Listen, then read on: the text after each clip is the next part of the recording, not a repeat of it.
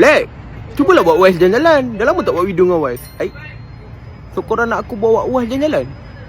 So pergi, let's go. Okay, so, Wise tu. Wise tu. Weh, Wise. Kita nak pergi pulau perhentian.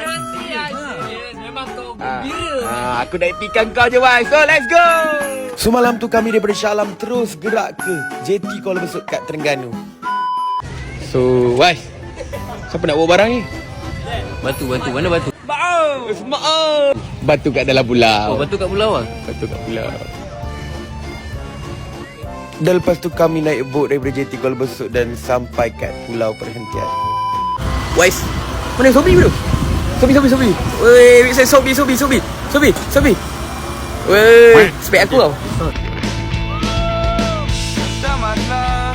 Masa ni Wise memang happy gila, aku bawa dia semua tempat. Wise tu nak payah show.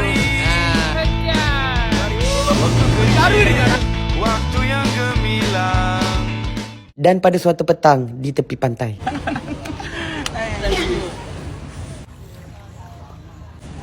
Is that your friend? Yes, in fact.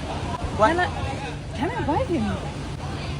Bye. For 50 ringgits, I think? Actually can. Okay.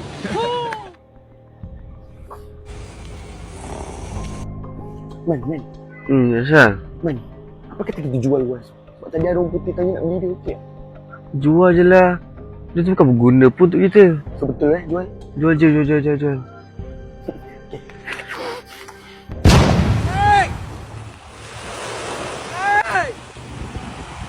Mana dong, kan? Cepat bodoh mah, aku orang Wise nampak berdua. Wise tak dapat, Wise. Kita dapat. Mana bodoh ni? Tinggal aku.